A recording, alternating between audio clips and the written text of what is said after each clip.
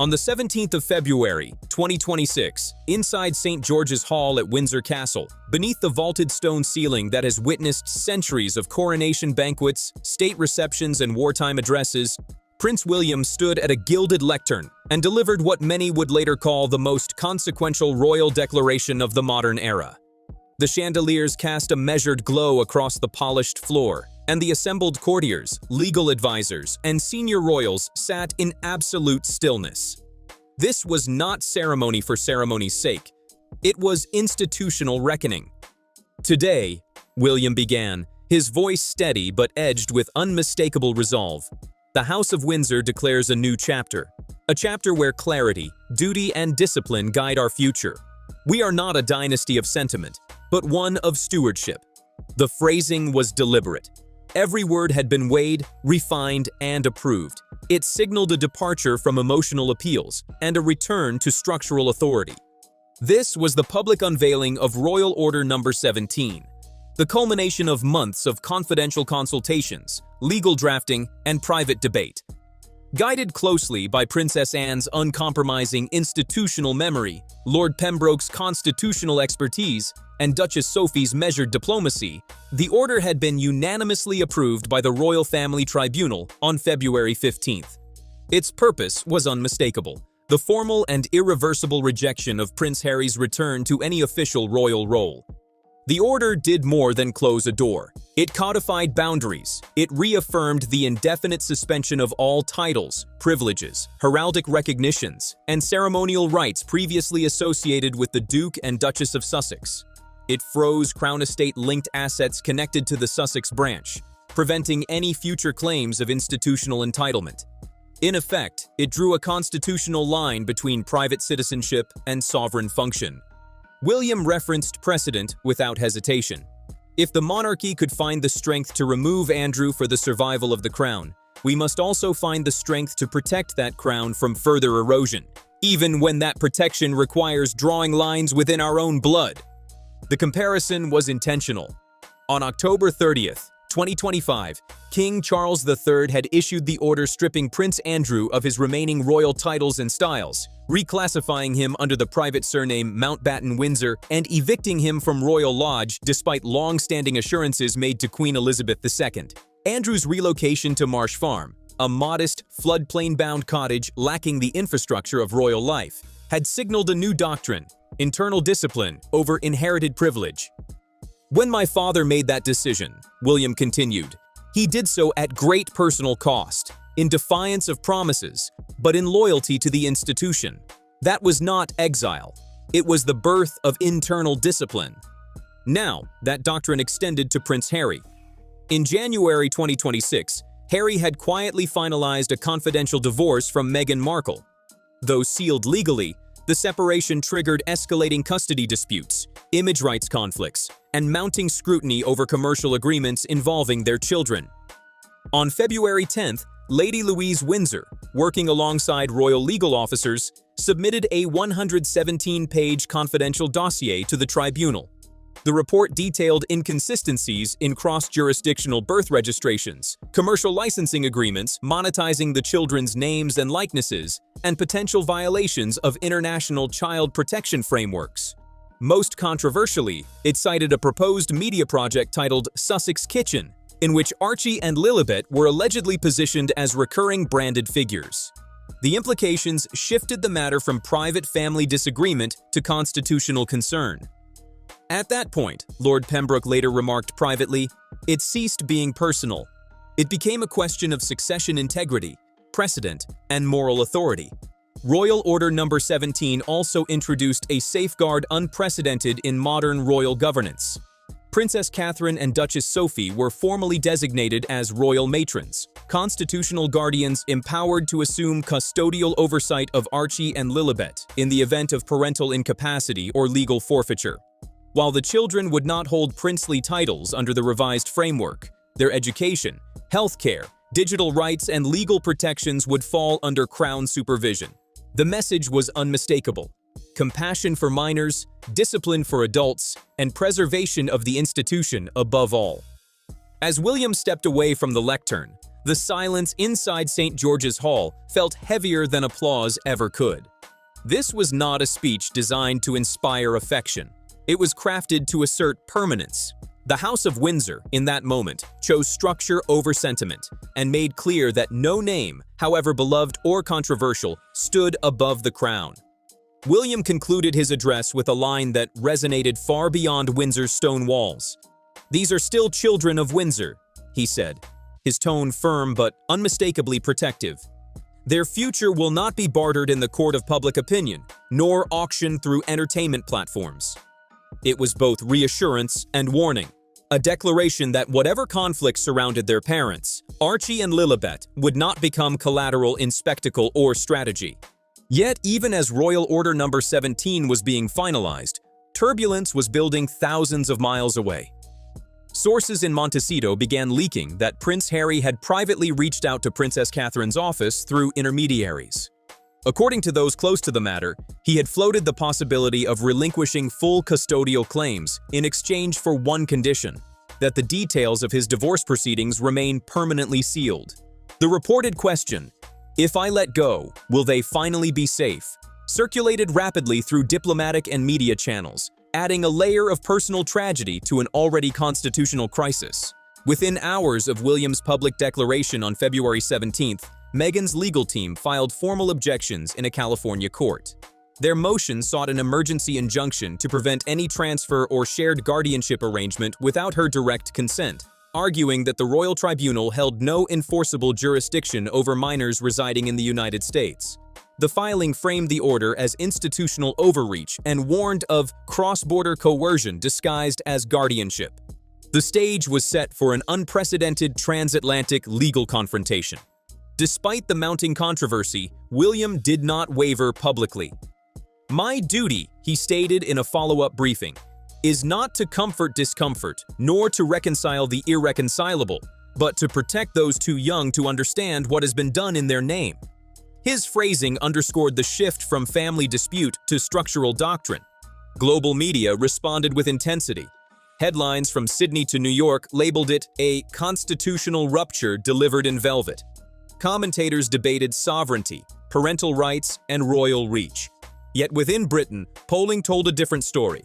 Approval ratings for William as future king surged to 84% in overnight surveys, and a prominent Morning Times editorial distilled the national mood into 4 words: he chose the crown. Thus began what insiders termed the Royal Reset Doctrine, a recalibration of monarchy for the post-Elizabethan era, prioritizing institutional integrity over inherited sentiment. At its core stood not merely a prince by birth, but a leader positioning himself as steward of precedent. The formation of the royal tribunal itself stunned veteran palace observers. Unlike prior advisory panels convened quietly behind closed doors, this body carried explicit sovereign authority. Lord Alastair Pembroke, President of the Privy Council, addressed the press with unmistakable gravity. This marks the first establishment of a sovereign family court within the British monarchy since the dissolution of the Plantagenet line. Its jurisdiction includes titles, access, representation, and child guardianship. Behind palace gates, preparations had been underway for months. Princess Catherine and Duchess Sophie had quietly consulted with child welfare experts, constitutional scholars, and security officials to draft contingency frameworks. The designation of Catherine as royal matron was far from symbolic. It placed her at the legal and ethical center of decisions affecting the children's education, privacy protections, and digital rights. When pressed privately about the emotional weight of assuming stewardship, Catherine's reported words were simple: "This is not punishment. It is a shield. The children are not responsible for the ambition of their parents." Duchess Sophie, serving as Vice-Chancellor of Domestic Affairs under the new framework, offered a sterner assessment. Lineage cannot be invoked when convenient and discarded when accountability arrives. Across the Atlantic, Meghan's counsel doubled down, asserting that California jurisdiction superseded ceremonial claims. Lord Pembroke countered swiftly, arguing that while the children resided in the United States, their titles, public positioning, and prior institutional privileges established legal nexus sufficient for review. "Legal recognition created standing," he said. "Legal review may withdraw it." Complicating matters further, intelligence briefings submitted to the tribunal cited discrepancies in citizenship filings, educational registrations, and medical documentation, irregularities now reportedly under examination by both British and American authorities. Lady Louise Windsor's 93-page supplemental report detailed inconsistencies in name registrations and contradictions between public interviews and institutional records. The tribunal's closing moment carried quiet symbolism. William stood before its members holding two items: a sealed letter from Queen Elizabeth II and a printed copy of Royal Order Number 17. He did not open the letter. Instead, he spoke from memory. "She told me," he said softly, "do not let duty become diluted by sentiment."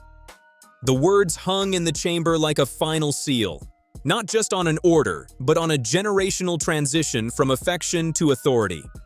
"You are not just their brother, you are the heir to a nation." Those were the words William later recalled from Queen Elizabeth II's final private council, words that now carried the weight of irreversible consequence. After referencing her guidance, he placed the sealed envelope into the Royal Archive vault, a symbolic act witnessed only by the tribunal clerk and Lord Pembroke.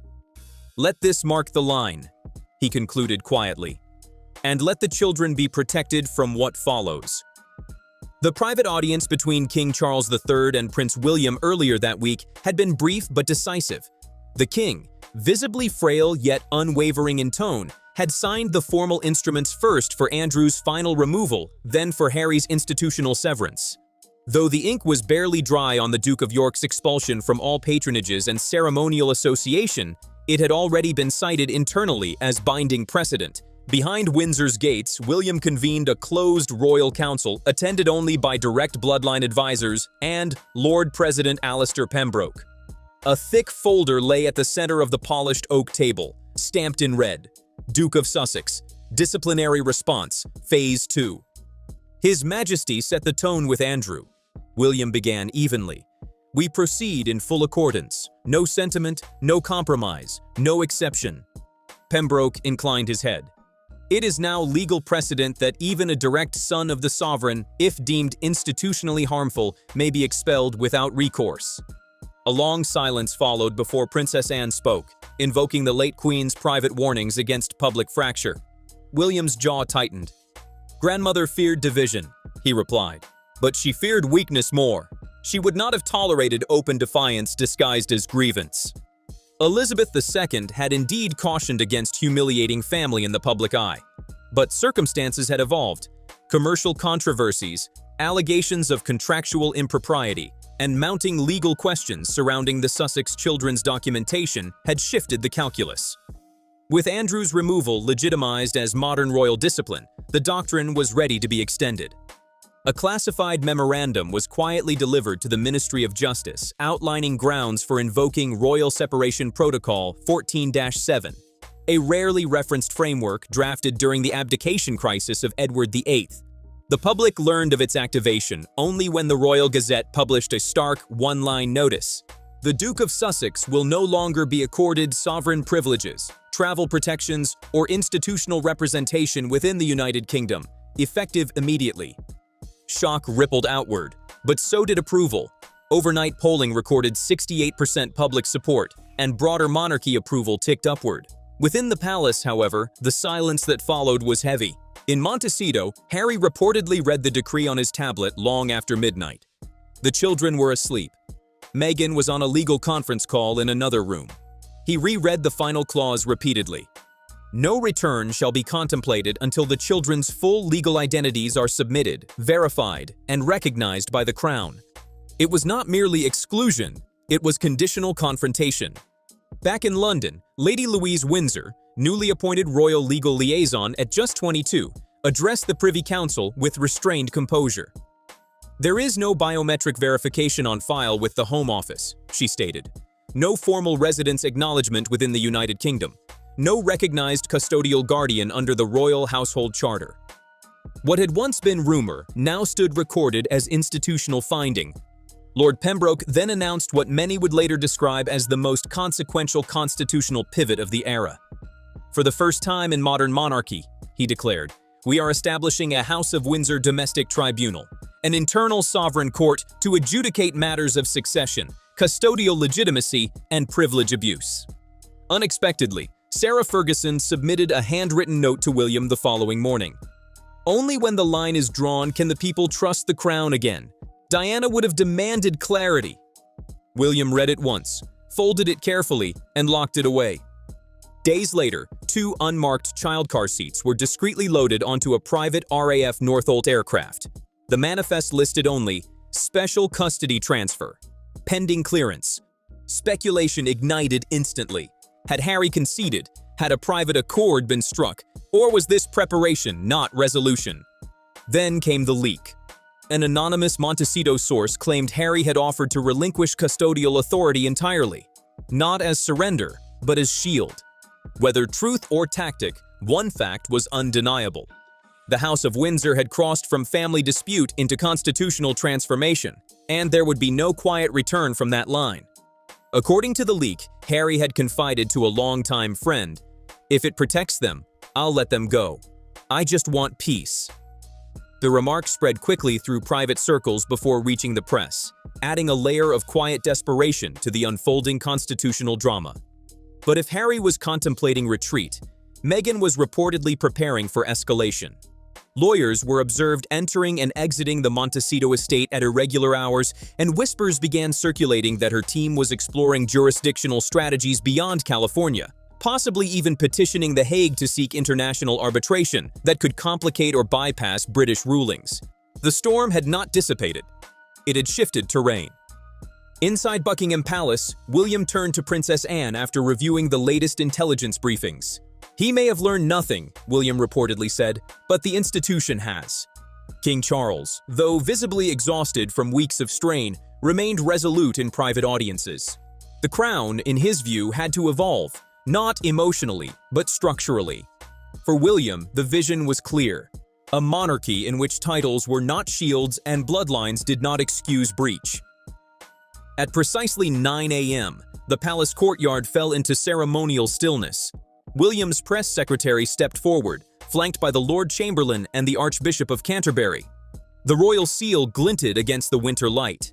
What followed was measured, deliberate, and seismic. In keeping with precedent and moral duty, and having reviewed the outcome of the private royal court deliberations, His Royal Highness the Prince of Wales has issued a sovereign recommendation to permanently withhold reinstatement of any royal titles, privileges, or ceremonial roles for Prince Henry of Sussex. A visible ripple moved through the assembled press. Yet the statement continued, revealing that William had formally invoked the House disciplinary mandate, the same framework King Charles had used to remove Prince Andrew. William referred to that earlier decision as the benchmark of necessary accountability, noting that Charles had overridden Queen Elizabeth II's final protective wish regarding Andrew's residence.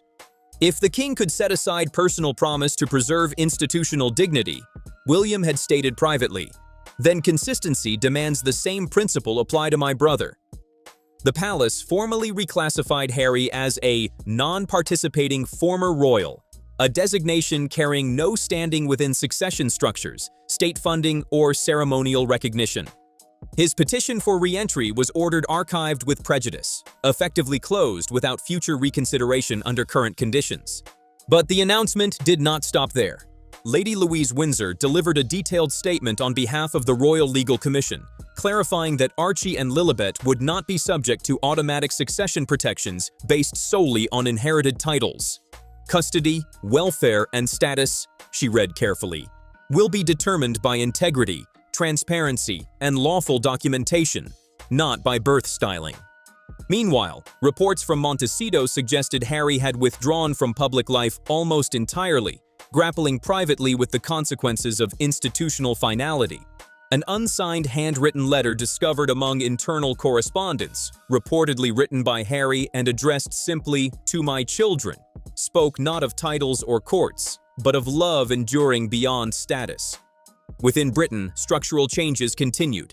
Frogmore Cottage was returned fully to Crown Estate oversight. Clarence House issued a memorandum refining the definition of royal heir to exclude descendants of individuals formally removed under disciplinary statutes. In Scotland, Princess Anne expanded the Family Affairs Office to include Protocol Grey. a confidential containment framework for future reputational crises. Perhaps the most symbolic change appeared not in proclamation, but in silence. On the royal family's official website, beneath the formal portrait of King Charles and the Wales family, two names no longer appeared in the active lineage listing. A small digital footnote referenced Custodial Tribunal Ruling 2026. No explanation, no commentary. Only a date. For observers, that quiet revision marked not just the close of a chapter, but the redefinition of how modern monarchy balances blood, duty, and institutional survival in an era where private fractures unfold under global scrutiny.